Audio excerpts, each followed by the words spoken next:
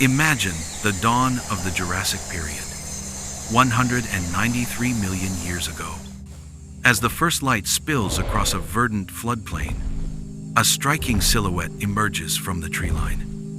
Its head is crowned not with a rattling frill, but with two delicate, parallel crests slicing the morning mist. This is no miniaturized movie monster. This is a formidable, 2-3-foot-long predator, one of the earliest large carnivores to command the landscape. This is the real Dilophosaurus. Today, guided by the fossil record, we will travel from its discovery in the sun-scorched deserts of Arizona to its life as a hunter in a world utterly alien to our own. If you are passionate about uncovering the real lives of Earth's ancient rulers, consider subscribing to our channel. Now, let's journey back in time and uncover the story of a lost world. Our story begins not in the depths of the Jurassic period, but much more recently, under the vast, unforgiving sky of northern Arizona in the summer of 1942. Here, on the lands of the Navajo Nation, a paleontologist from the University of California, Samuel Wells, was on an expedition. He wasn't searching for a new kind of dinosaur. He was simply surveying the ancient rock layers of the Kayenta Formation. A local Navajo man, Jesse Williams, led Wells to a site near Tuba City where several large bones were eroding out of the reddish-brown siltstone. What they began to unearth would rewrite the story of the early Jurassic.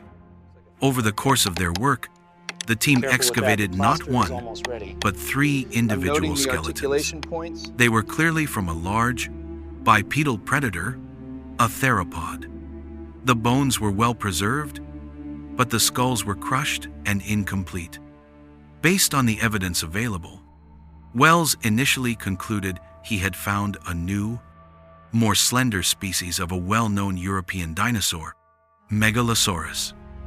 In his 1954 paper, he formally named it Megalosaurus wetherilli, honoring John Wetherill, a local trader who had greatly assisted the expedition. For over a decade, that's what this mysterious predator remained, an American cousin of a famous European genus. But the story was far from over. Wells felt the site had more secrets to give. He returned in 1964, a full 22 years after the initial discovery, determined to find more complete material. His persistence was rewarded beyond his wildest expectations. He located another skeleton, This is incredible. Look at the dental and this structure. one possessed the very feature The that would forever preservation is define the remarkable. animal. As his team carefully prepared the skull, 2 extraordinarily delicate, parallel crests of bone emerged from the rock. They were thin, almost like plates, arching up from the snout and over the eyes. When we analyze these fossils today, we can see why they were missed before. These crests are incredibly fragile, composed of thin sheets of bone filled with air pockets or sinuses. It's a miracle they were preserved at all, and it's easy to imagine how they could have been crushed, eroded away, or simply mistaken for fragments of other bones in the first, less complete specimens. This singular discovery changed everything. No Megalosaurus had anything like these twin crests. Wells realized he was looking at an entirely new and distinct kind of dinosaur. In 1970, he officially gave it the name we use today, Dilophosaurus, from the ancient Greek words di, meaning 2, lophosis, for crest, and sauros, lizard. The two-crested lizard was finally and accurately introduced to the world. Every incredible detail we are about to explore, every theory about its life and behavior, starts right here. With these specific skeletons pulled from the Arizona rock, a testament to the fact that our understanding of these ancient rulers is written, quite literally, in stone. To truly understand the two-crested lizard, we must leave the museum halls and journey back 193 million years to the world it inhabited. The rock that held its bones, the Kayenta Formation, is not just a geological layer. It's a fossilized storybook of an entire ecosystem. This land, which today forms the iconic red rock landscapes of Arizona, Utah, and Colorado, was an unrecognizable world in the early Jurassic. Forget the lush, tropical jungles so often depicted in popular culture. The world of Dilophosaurus was a tougher, more volatile place.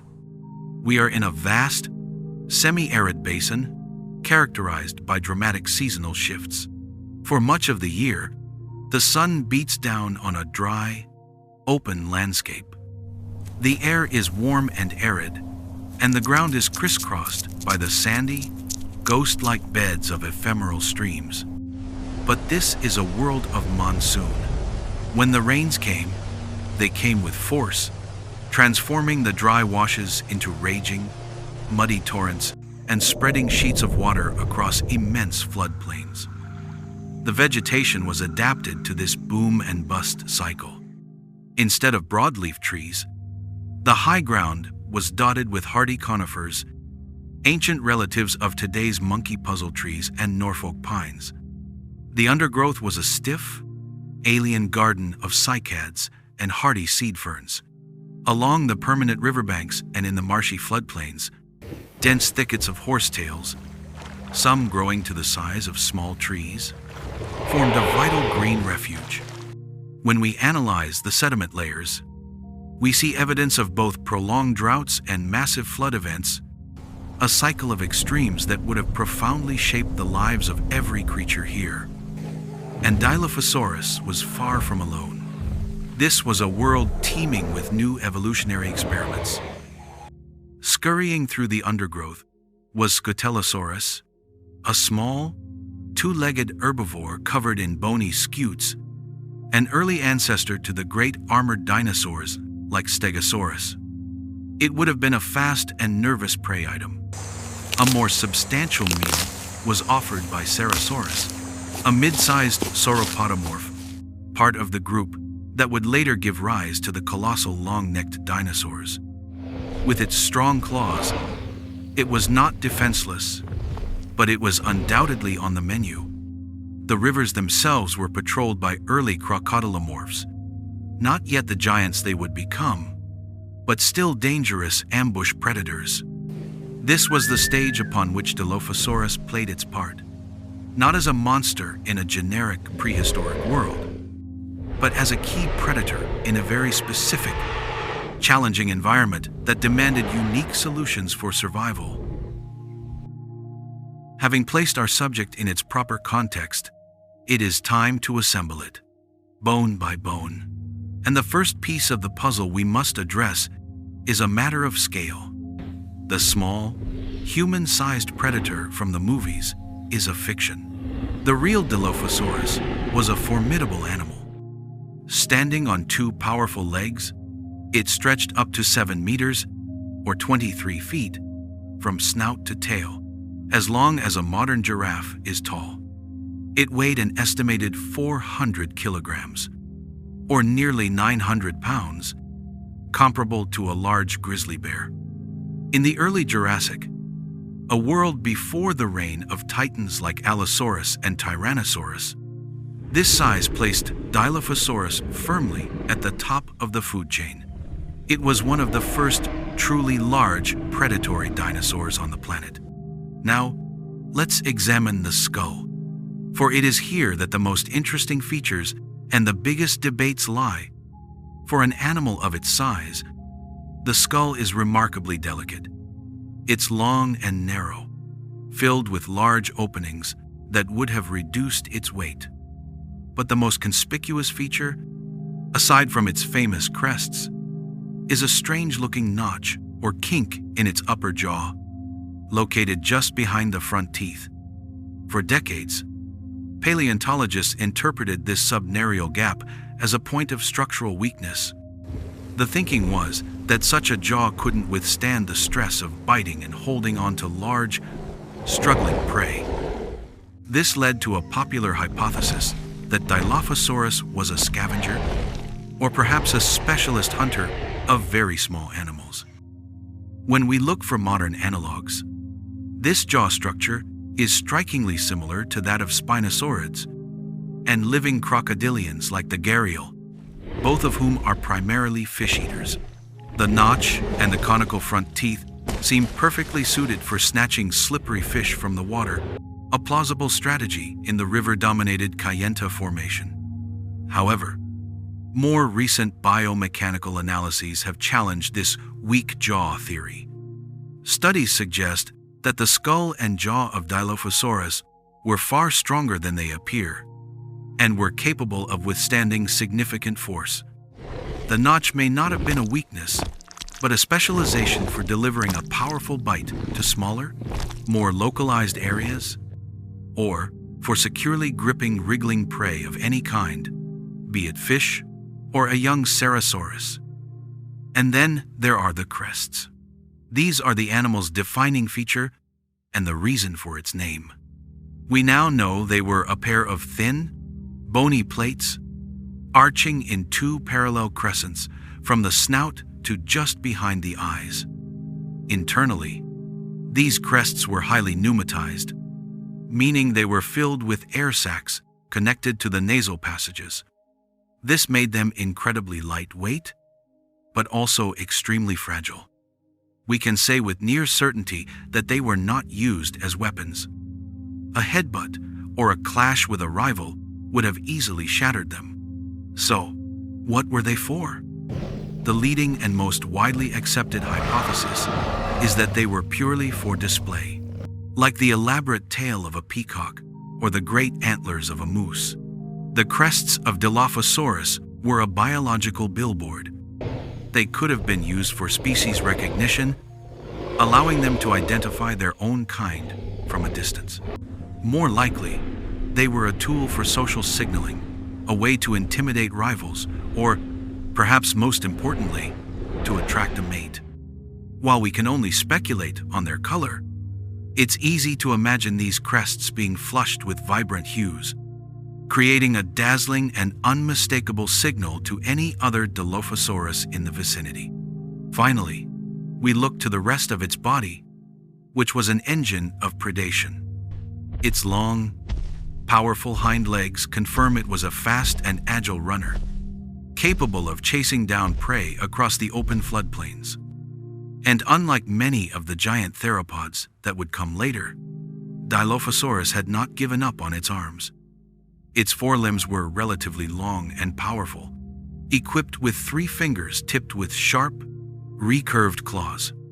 This was an animal that could not only run its prey down, but could also grab and hold it, using its arms and claws as fearsome grappling hooks to restrain its next meal. No discussion of Dilophosaurus can be complete without addressing the giant, frilled elephant in the room. For millions, the 1993 film Jurassic Park was their first and only introduction to this dinosaur. The film cemented a powerful image in the public consciousness. A diminutive, charmingly chirping creature that suddenly transforms into a terrifying monster. While it created one of cinema's most memorable scenes, the depiction is almost entirely a work of fiction. Now, we will separate the science from the silver screen. First, the most iconic addition, the expandable neck frill. Let us be unequivocal. There is absolutely no fossil evidence to suggest Dilophosaurus possessed such a feature. This was a brilliant piece of creative license by the filmmakers who drew inspiration from a living animal, the Australian frill-necked lizard. This modern reptile uses its frill as a startling defense mechanism to intimidate predators. However, when we examine the neck, vertebrae, and the base of the Dilophosaurus skull, we find no specialized bones, no muscle attachment scars, nor any other skeletal structure that would be needed to support and operate such a large, fleshy appendage. The dinosaur's display feature, as the fossils clearly show, was the bony crests on its head, not a soft tissue frill on its neck. Next is the venom. The idea of a dinosaur spitting a blinding, paralytic toxin is terrifying, but it too is pure invention. The biological requirements for venom are complex. An animal needs specialized glands to produce the toxins and a delivery system, such as hollow fangs or deeply grooved teeth, to inject it. Spitting venom is even more specialized, requiring powerful muscles to forcibly eject the liquid. The skull of Dilophosaurus shows no evidence for any of this. There are no hollows where large venom glands would sit, and its teeth, while sharp, are not hypodermic needles. They are simple, blade-like teeth designed for piercing and cutting. Venom was simply not part of its predatory arsenal. Finally, we return to the matter of size. The movie's Dilo is portrayed as being smaller than a human, allowing it to fit conveniently into a jeep. This was a deliberate choice for narrative effect, creating a different kind of threat from the colossal T-Rex. As we've established, the real Dilophosaurus was an imposing animal, nearly 7 meters long. It would not have fit in the car. It would have dwarfed it. While the cinematic Dilophosaurus is a masterful piece of creature design and a pop culture icon, it is a monster, not a dinosaur. The real animal needed no frill, no venom, and no movie magic to be the apex predator of its time. Its true story, written in the fossil record, reveals a creature that was, in its own right, far more impressive. With the myths dispelled and its anatomy laid bare, we can finally resurrect Dilophosaurus and release it back into its long-lost world. Let us imagine this animal not as a fossil, but as a living, breathing predator, navigating the seasonal challenges of the Kayenta Formation. How did it survive? What was its strategy for life? The answer, pieced together from its anatomy, is likely that it was a versatile and adaptable hunter, a generalist perfectly suited to an environment of constant change. It was not locked into a single hunting style. During the wet season, when monsoonal rains swelled the rivers, we can picture the Dilophosaurus patrolling the muddy banks, wading into the shallows. Its long legs would keep its body clear of the murky water, while it watched for the flash of scales. Its long, narrow snout and conical front teeth, combined with that distinctive jaw notch, would have been the perfect tool for snatching slippery fish and lungfish from the current. In these times of plenty, it was likely a proficient piscivore. But when the dry season returned, the rivers would shrink, and this food source would dwindle. Now, its other adaptations would come to the forefront. Its powerful legs, built for efficient, long-distance travel, would allow it to cover vast territories in search of prey. We can envision it stalking through the groves of cycads, its gaze fixed on a herd of the small, armored Scutellosaurus.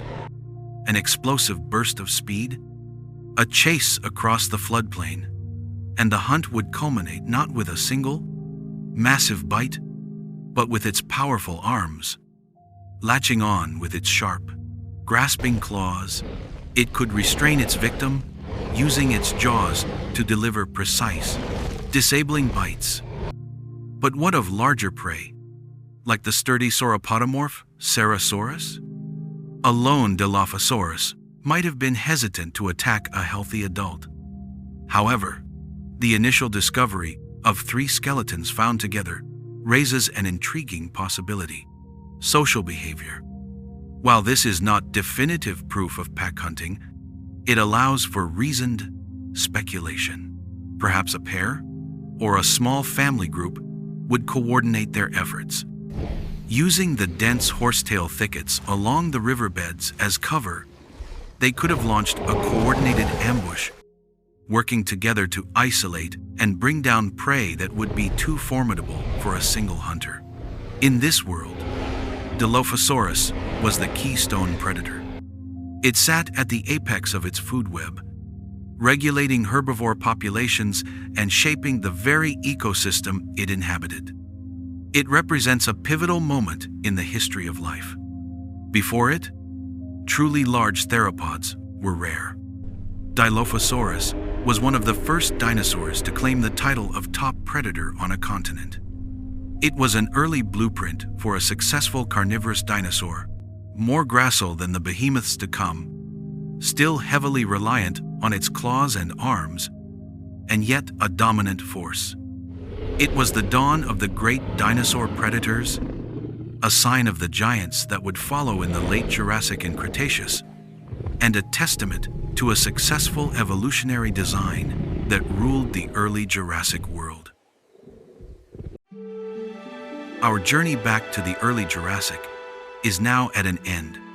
We began with a shadow cast by Hollywood, a creature born of cinematic fantasy, but have emerged with a detailed portrait painted by the fossil record itself. From the sun-baked rocks of Arizona, we reconstructed its true size, its unique environment, and the magnificent bony crests that were its true signature.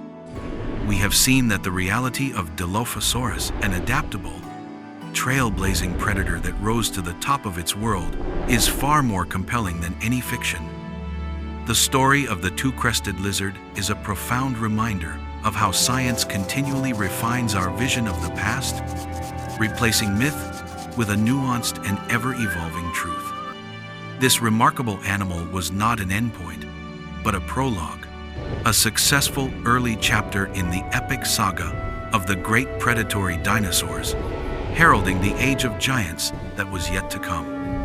It stands as a testament to a lost world and to the enduring power of discovery. Of all the debates about Dilophosaurus, from the function of its crests to the power of its bite, which theory do you find most compelling? Let us know in the comments.